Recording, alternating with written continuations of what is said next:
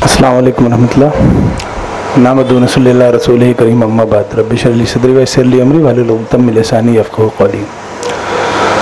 मोहतरम बहनों माओ, जो मुझे टॉपिक आज का दिया गया है वो है CAA, NRC और NPR पे मैं आपके सामने कुछ बात रखूं। वक्त 15 मिनट का है और ऐसे टॉपिक पर कि जिस पे पिछले 2 महीने से देश के पूरे लोग मिलके 2 गुजरातियों को समझाने की कोशिश कर रहे हैं, उन्होंने नहीं समझा अभी तक।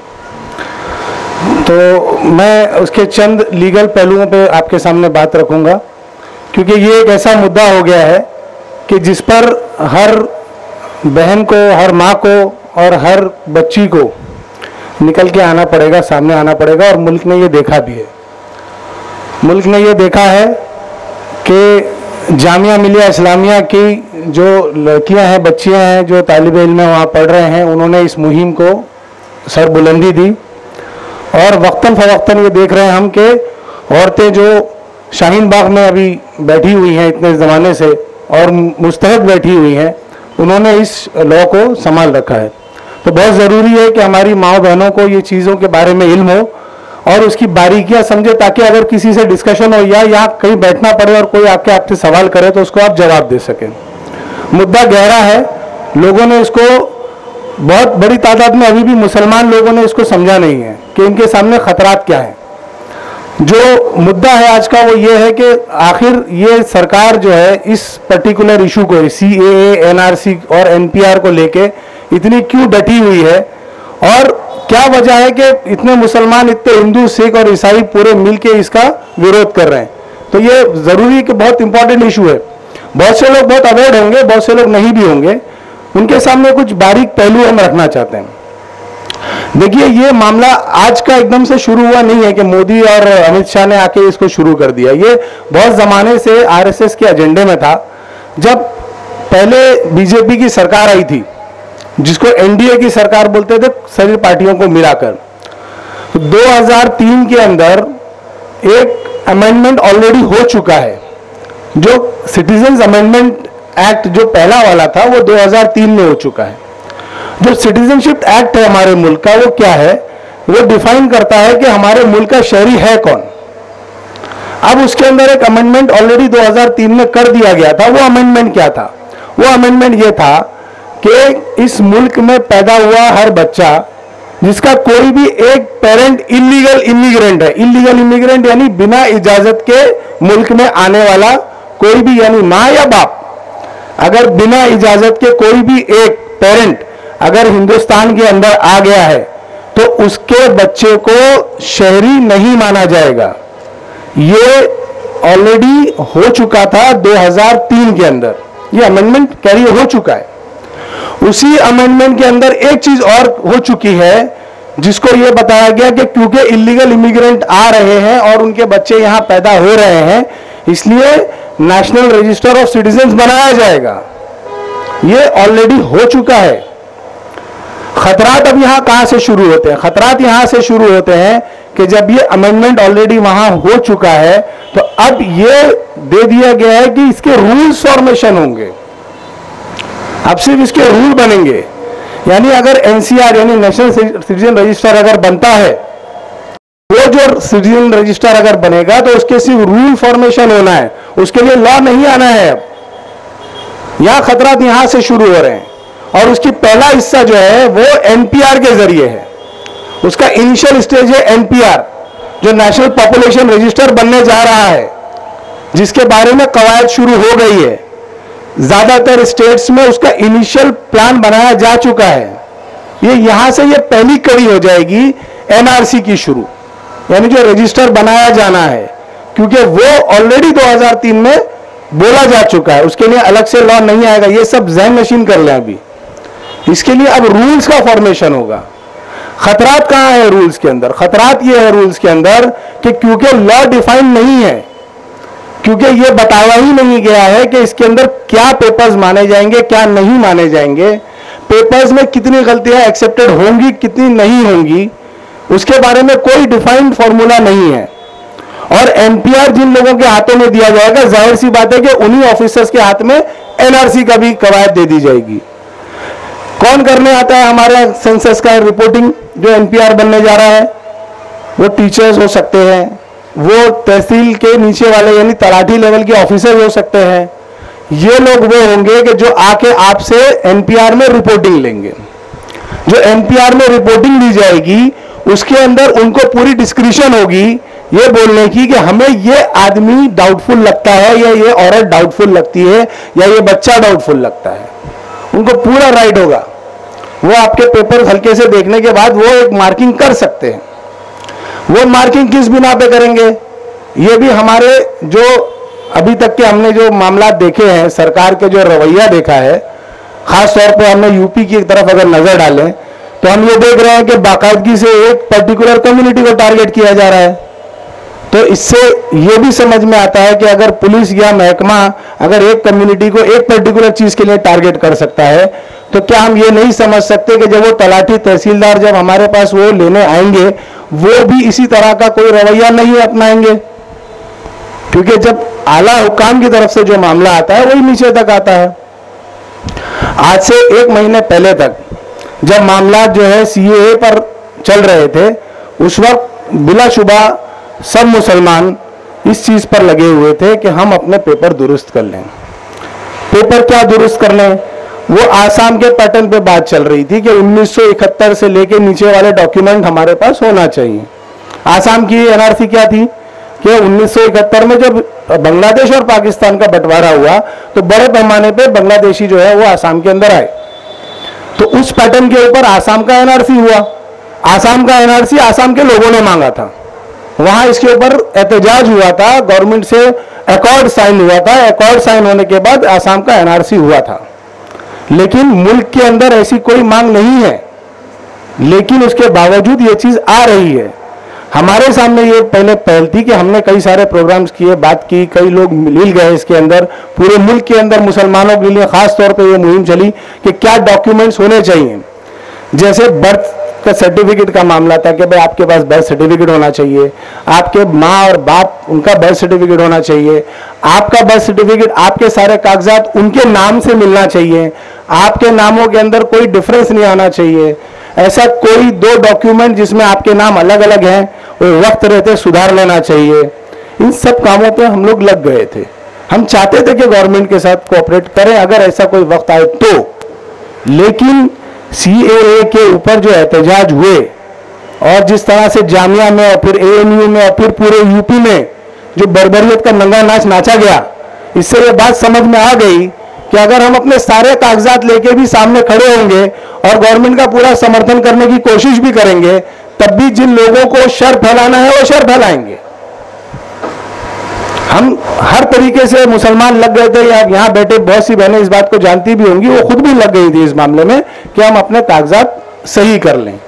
आसाम में ऐसी ऐसी चीज देखने को आई है कि अगर ए और ई का फर्क आ गया है तो भी उसको रद्द कर दिया गया है, क्योंकि डिस्क्रिप्शन पे वो ऑफिसर कौन है जिनको बिठाया गया है, वो कोई A grade officer IPS IAS officers नहीं है। वो लेवल के ऑफिसर्स हैं जिनको खुद अपना नाम अगर सही से लिखने बोले तो कभी कभी वो भी मिस्टेक कर देंगे। लेकिन उनको ये पूरी डिस्क्रिप्शन दे दी गई कि आप बैठिए और जिस तरह से समझ में आए उसको मार्क कर दीजिए कि भाई ये गलत है। बड़े पैमाने पे रिश्वतखोरी हुई है, बड़े पैमाने पे लोगों को अब्यूज किया गया है, बड़े पैमाने पे उनके साथ में बुरी चीजें भी हुई हैं, बहुत सी चीज सुनने को मिली है। ये क्यों हुआ है? जिस लेवल के ऑफिसर्स को आपने चुना है उन लेवल्स के ऑफिसर्स का खुद का आईक्यू लेवल क्या है? वो कैसे छाटेंगे कि कौन सिटीजन है कौन नहीं है? वो कैसे समझेंगे? वो छोटी छोटी चीजों पे अगर सवाल उठाने लगेंगे तो 70% ऑफ द पॉपुलेशन इसकी शिकार हो जाएगी। अब आप ये देखिए कि मुसलमान तो क्योंकि बज़ाहिर हम दिख रहे हैं कि हमारे साथ एक्सप्लॉयटेशन हो सकता है, लेकिन उसके अलावा अगर आप देखेंगे तो क्या दलित, तो क्या ये जो क्रिश्चियन कन्वर्टेड दलित हैं, क्या इन सब लोगों को छोड़ दिया जाएगा? SC ST को छोड़ दिया जाएगा? सीएए को लाके उन्होंने एक कानून ये बनाया कि हिंदू, क्रिश्चियन, सिख, जैन, बुद्धिस्ट इनको हम ले लेंगे, अगर ये बाहर से आए हुए हैं तो भी हम इनको सिटीजन बना लेंगे अगर ये परसिक्यूटेड माइनॉरिटी है। सीएए के अंदर बार बार ये लफ्ज इस्तेमाल किया, हर मिनिस्टर ने किया, हर ऑफिसर ने किया कि हम परसिक्यूटेड माइनॉरिटी यानी जो ऑप्रेस्ड है, जिनको कुचला गया है, दबाया गया है, परेशान किया गया है रिलीजन के नाम पे, उन लोगों को हम सिटीजन बनाना चाहते हैं।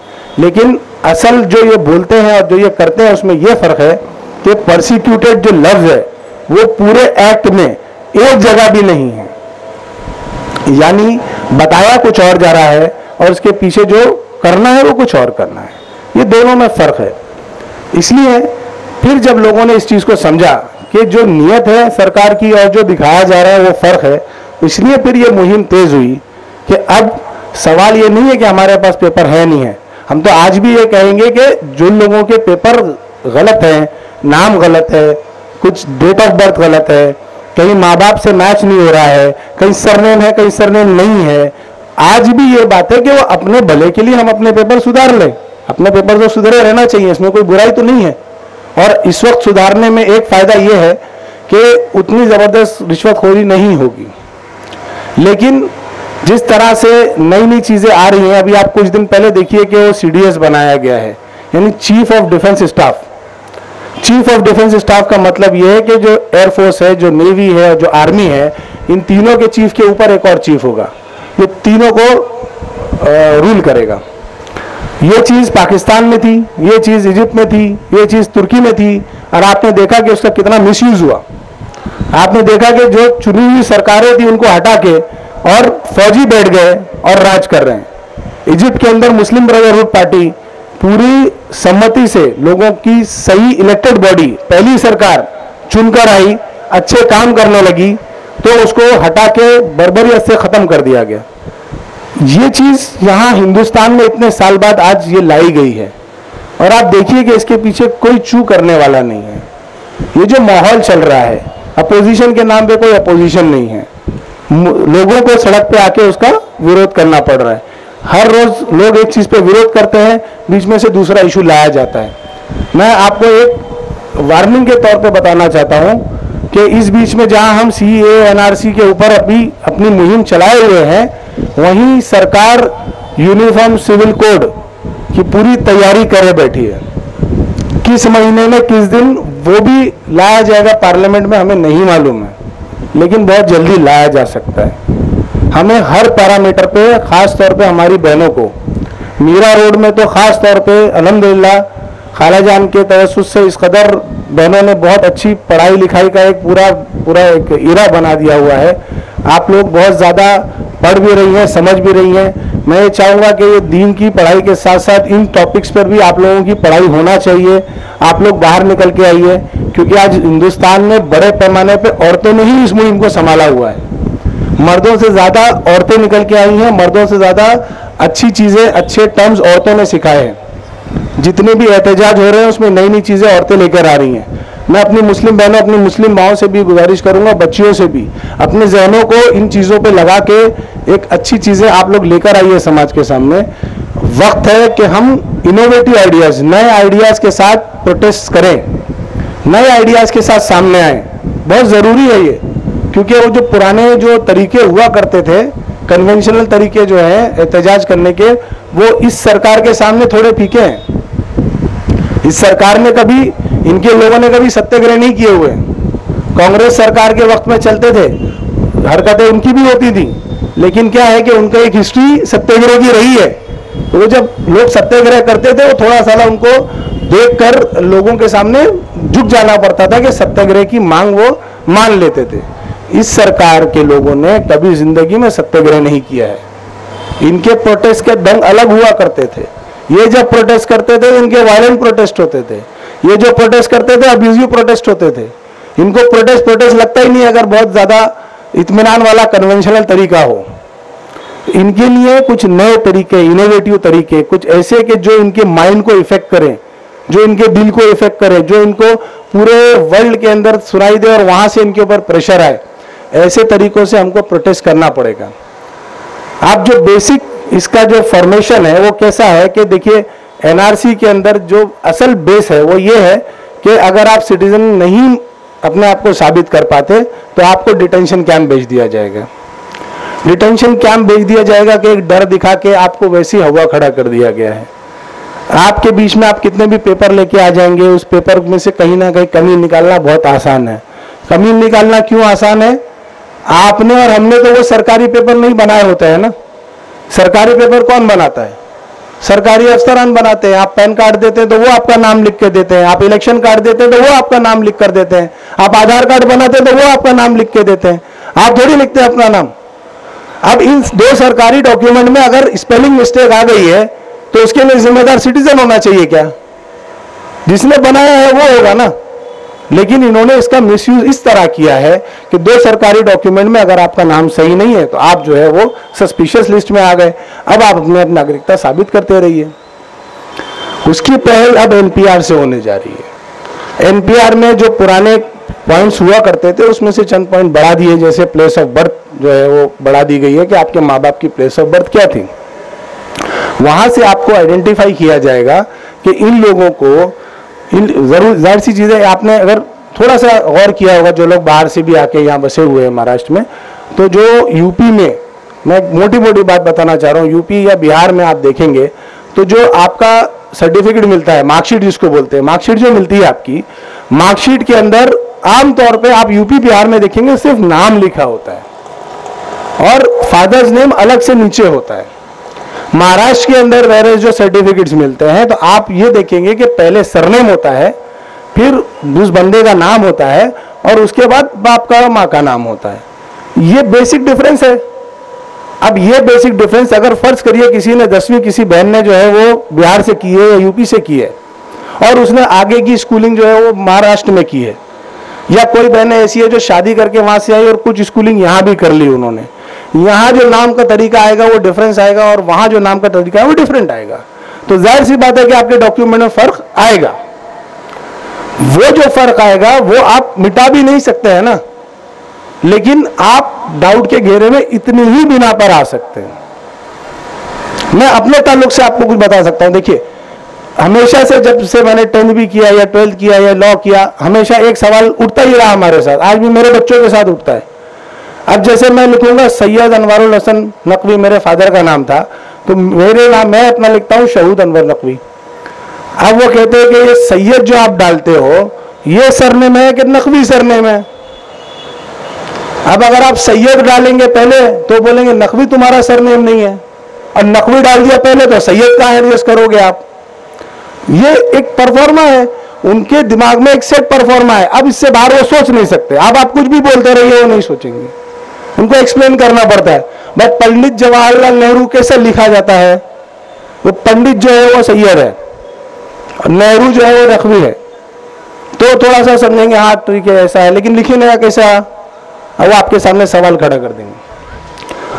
तो ये चीज जो है ये आप कभी क्लियर नहीं कर पाएंगे। इसलिए सब लोगों ने पूरे मुल्क में ये फैसला किया कि ये जो कानून CAA है, NPR जो आ रहा है, NRC जो है, इसका पूरी तरह से विरोध किया जाएगा।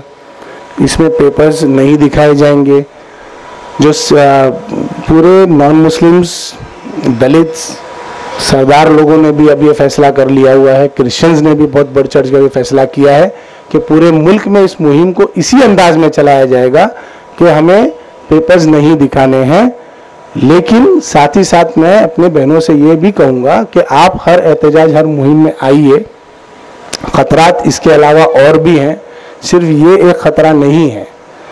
मेंटल लेवल से आप इस बात की तैयारी रखिए कि हमें वक्तन फ़वक्तन एक एक करके नए नए इस तरह की चीज़ें लाई जाएंगी और उसको आपको सामना करना है। उसके लिए मेंटली अपने आप को अवेयर भी रखिए, पढ़ते भी रहिए, आपस में घर के अंदर उस चीज़ का माहौल भी रखिए। ये आपको बहुत ज़रूरी है आपके लिए।